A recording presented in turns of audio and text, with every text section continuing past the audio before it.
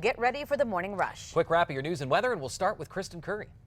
Yeah, we'll begin with the next big weather maker. We still have the possibility of some spotty to scattered showers favoring northern and eastern areas, but even a handful of storms out across western and central New Mexico, though it will be isolated today. Some of these storms could linger overnight and into tomorrow, another active day for the eastern plains. Crystal?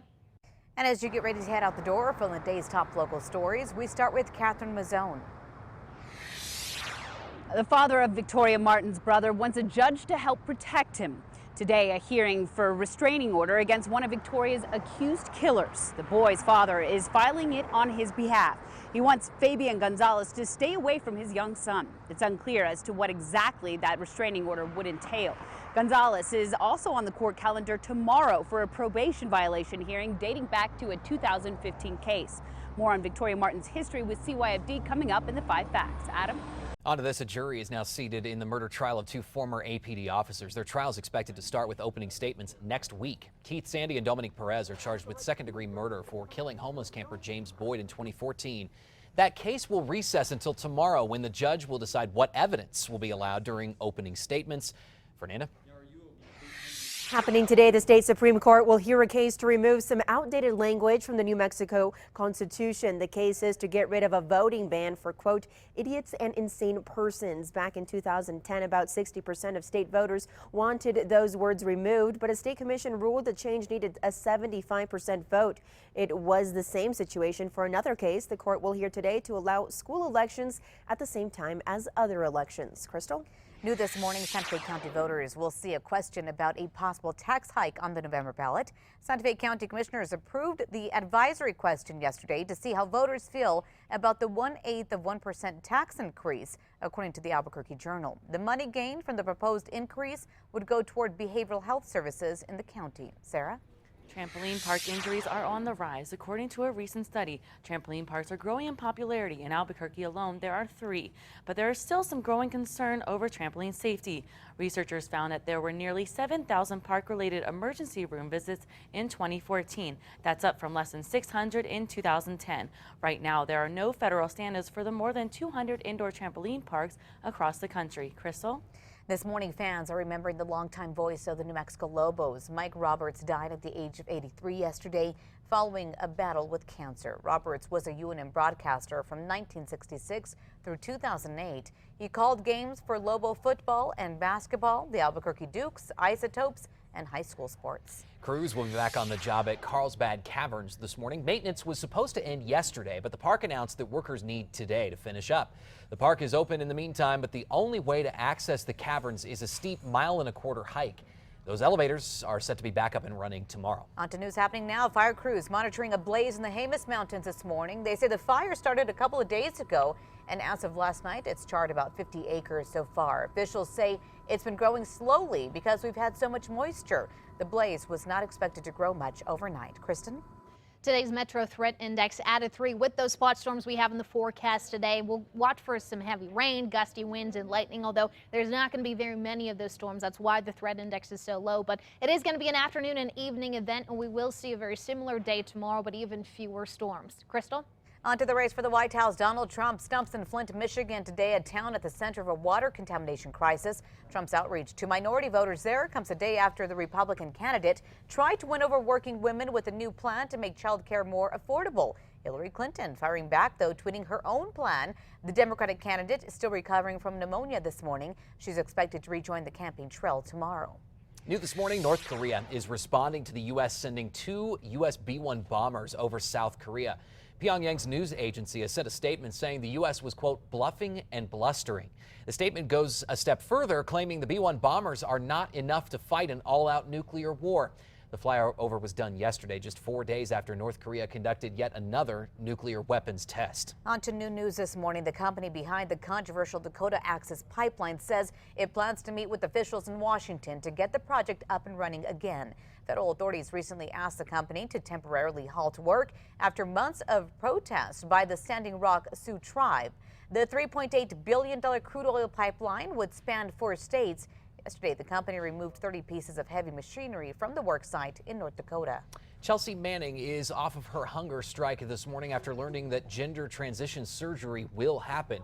Manning says she's expected to meet with doctors in the next week or two. She's currently serving a 35-year sentence for giving classified documents to WikiLeaks. Manning began the hunger strike to bolster demands that she receive treatment for what she calls her gender dysphoria. Katie Couric facing a lawsuit this morning. Virginia Citizens Defense League gun activists are behind a $12 million lawsuit against the former network anchor. The defamation lawsuit claims makers of the documentary Under the Gun misrepresented their response to a question in the movie. Couric asks members how felons or terrorists could be stopped from buying a gun without background checks. The documentary shows 10 seconds of silence after that question. However, audio of the interviews reveal immediate responses. Santa Fe's mayor says the city's parking system will soon undergo a massive overhaul. Since July 1st, it's cost double what it used to park street side in the capital city. A rate hike bumped the cost of street side parking from $1 per hour to $2, with the third hour and any after costing $3 an hour. Mayor Javier Gonzalez now says better signage for parking garages and smart meters are coming. Drivers hitting the road this morning still going to find at least one dangerous spot on Ski Run Road near Ruidoso. The 12-mile long road leading up to Ski Apache Resort is packed with twists and turns. The State Department of Transportation started a hazardous curve correction project last summer, but only had enough money to fix 2 of the 3 dangerous curves there. The DOT says it hopes to fix the 3rd curve when more funding comes in. Kristen.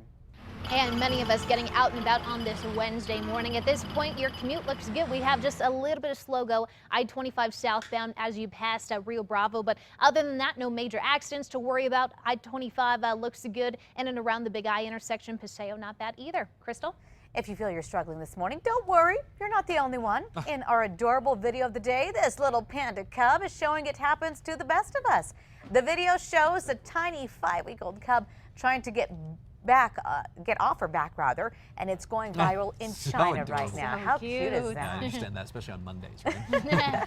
Happening this Friday, the Biopark is hosting Snoring with the Stingrays. It's part of the Aquarium Overnights series. When visitors get to spend a night in the aquarium, it's a chance to learn about animals that might not be active during the day. And this month's featured marine animal, stingrays. For details, just visit the KRQE News app. Pretty cool. Finally, in our morning rush, one New Mexico town is topping the list of oddest U.S. town names. According to the Huffington Post, Pie Town is the oddest town name in the land of enchantment. The list compiled the oddest town names for each state across the country. Some others include Ding Dong, that's in Texas, and Catfish Paradise in Arizona. I like it. We don't argue with the pie, though. No, Sure. We'll take it. So delicious. All right, time now for the 5 facts. We start with number 5. There's a new chicharron champ this morning. Los Chavez Cafe in Belen walked away with that big win after competing against 6 others at the state fair yesterday. Today is also Dollar Day at the New Mexico State Fair, so take advantage of that. And number 4, the city of Albuquerque is facing a lawsuit this morning over a newly adopted cat. Andrea Hoff brought home a 1-year-old cat from the East Side shelter in 2014. According to court documents, she claims the cat hid under a couch and bit her when she tried to reach in to get it. Hoff claims she underwent surgery and spent $18,000 on medical bills. The city is not commenting on that lawsuit. At number 3, warm again today. Some spot storms out across western and central areas. Scattered storms with the potential for some of those to be severe out east. Number 2 now, the former girlfriend of the man accused of shooting and killing Rio Rancho police officer Greg Nigel Benner could take the stand as early as today. Tabitha Littles is expected to testify against Andrew Romero in his trial. Last month, she took a plea deal for lesser charges in this case. Prosecutors say she was in the car with Romero after Benner pulled him over on Memorial Day last year. And number 1, News 13 has learned that Victoria Martins was on CYFD's radar before her murder. We found that staff at Victoria's elementary school called in CYFD with concerns on at least 2 separate occasions, and 2 different social workers visited with Victoria at school. One of those visits took place just 3 months before police say she was brutally murdered. CYFD would not comment on Victoria's case specifically. You can see the full special assignment report on this right now on the KRQE News app. Okay, so we've been talking a lot about the state fair, right? Well, Umbrella Week is coming up in just a few minutes on KRQE this morning. ABQ 365's event expert will let us know all about that. And TEDx is coming back to give us a little sneak peek at what's to come. All on Fox New Mexico right after this break. We'll see you on the other side in moments.